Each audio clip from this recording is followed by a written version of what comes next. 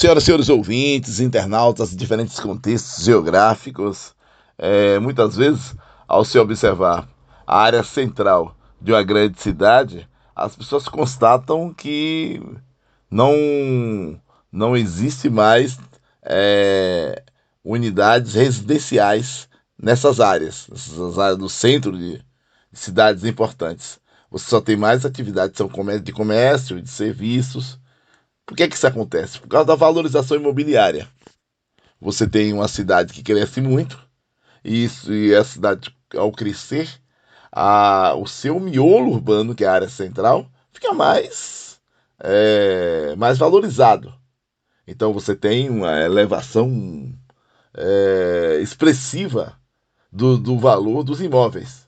Aí o cidadão vende uma casa antiga na área central e vai morar em uma área mais periférica em relação ao desenho urbano, mais afastada, é, é, sai daquela área central e muitas vezes a empresa ela compra uma loja, um segmento comercial, se compra apenas o chão e não a edificação. Você tem uma casa lá antiga e o cidadão joga no chão e constrói uma nova edificação. E essa nova edificação é uma loja de sapatos, de roupas, um escritório, ou então uma clínica médica. Então, aos poucos, a área central de algumas cidades importantes, você não vê mais unidades residenciais. Você olha a área central de Feira de Santana, por exemplo, você vê que tem algumas áreas ali que você vê mais comércio, muito mais comércio. Mas isso acontece também em cidades do Recôncavo Baiano. Cruz das Almas e Santo Antônio de Jesus. Santo Antônio de Jesus é a maior cidade do Recôncavo Baiano, né? E Cruz das Almas é outra cidade importante desse contexto regional. Santo Antônio de Jesus e Cruz das Almas, as maiores cidades do Recôncavo Baiano. A área central dessas cidades, você vê lá fortemente o comércio e também as edificações de serviços. Por exemplo, o Santo Antônio de Jesus, a Praça Padre Mateus, você vê lá vários hotéis, lojas de roupas, padarias de sapatos, você vê lá um conjunto e edificações de serviços. Aí você vai se.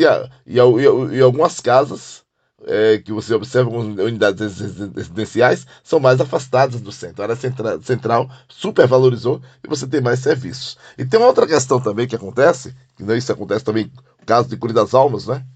Você vê a predominância de edificações de serviços na área central de Cura das Almas.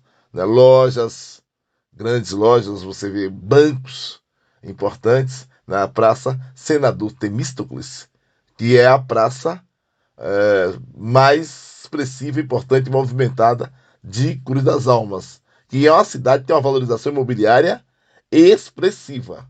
Aí entra uma outra coisa, uma outra questão também. Muitas vezes se compra só o solo urbano, ou seja, você compra por um valor bastante elevado, você compra lá uma casa que tem 120 anos de construída. Então o cidadão derruba essa casa e coloca ali no lugar dessa casa uma edificação com 4 pavimentos. Porque a pessoa quer utilizar de maneira intensa o solo supervalorizado daquela área. Então, muitas vezes, a verticalização, ou seja, a edificação cresce para cima por causa da valorização imobiliária. Um exemplo: às vezes é mais fácil uma loja crescer verticalmente, ou seja, reforçar a estrutura e crescer para cima mesmo, você edificar um prédio expressivo, ou às vezes até demolir aquela estrutura antiga e construir um prédio maior do que comprar o terreno do lado. O terreno do lado ele está super valorizado, está muito caro por estar localizado em uma área central. Então isso aí explica o processo de verticalização, ou seja, aqueles prédios de algumas áreas centrais. Aumenta o movimento de pessoas, porque você tinha ali uma casa em que moravam, sei lá, 5, 6 pessoas. No lugar daquela casa que moravam 5, 6 pessoas, passa a ter agora um prédio multifuncional, Um prédio lá que você tem um escritório de advocacia, um escritório de contabilidade, uma clínica médica funcionando lá dentro, ou seja, um prédio polifuncional ou multifuncional, com diversas atividades. Então o movimento aumentou muito depois que se demoliu a casa e se construiu aquele prédio, aquela edificação. Só que ali não é um caso isolado. Em frente a esse prédio também tinha uma casa velha, como essa cidade hipotética, ela não tem, por exemplo, um zoneamento com área de valor cultural e, portanto, um tombamento, não pode, porque tem cidades que você não pode derrubar edificações históricas. Só que as que não têm essa cobertura legal, essa cobertura para se evitar que é o tombamento, as que não têm, aí não tem uma proteção dessas edificações. Então, o proprietário vende essa casa antiga, centenária, e se derruba e se constrói um prédio. Muito funcional, como se falou aqui. Aí, do lado a mesma coisa, mas à frente a mesma coisa. Qual é o problema disso? O sistema de abastecimento de água é o mesmo. O sistema de fornecimento de energia, de eletrificação, é o mesmo. Então, qual é o resultado disso? Você pode ter sobrecargas, faltar energia. Você pode ter a extrapolação da capacidade de oferta de água. Aí falta água. Então, para se resolver essas questões, ao se constatar que mudou a paisagem urbana, você tem mais agora edificações, o fornecimento de água tem que se modernizar esse sistema de abastecimento de água e também se atualizar, se ampliar o sistema elétrico daquela área. E tem uma outra questão também, a movimentação do trânsito. A organização desse trânsito, ela vai ter que atender essa nova realidade. Exemplo, você tinha lá um cruzamento que não tinha problema nenhum. De uma hora para outra começa a ter batidas, acidentes. Por quê? Porque aumentou a quantidade de veículos. Antes você tinha um carro parado na garagem de uma casa. Agora, no lugar dessa casa, você tem um prédio que você só ali, dá um exemplo aqui, só ali naquele prédio, você tem 20 pessoas que usam 20 veículos para se deslocar.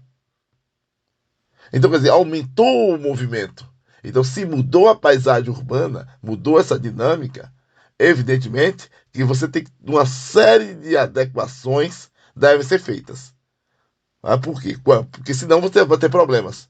Adequações relacionadas ao abastecimento de água, ao sistema elétrico, que já se falou aqui, e a questão da mobilidade urbana. A mobilidade urbana é a pé, ou seja, calçadas, as pessoas se deslocam, e a mobilidade urbana através de veículos automotores.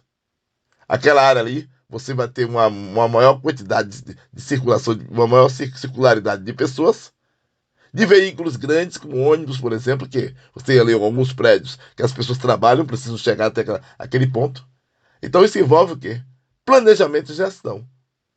A gestão é o presente e planejamento é o futuro. Então, aí uma outra questão também, entra uma questão técnica aí muito importante também. Pode ser que você tenha a necessidade da implantação de um semáforo, que não tinha naquela área, não tinha necessidade antes, mas só agora precisa de uma regulação técnica do trânsito para evitar sinistros, acidentes, colisões. Então, observe que os gestores públicos devem estar atentos à dinâmica espacial das cidades. Saúde e paz, até a próxima.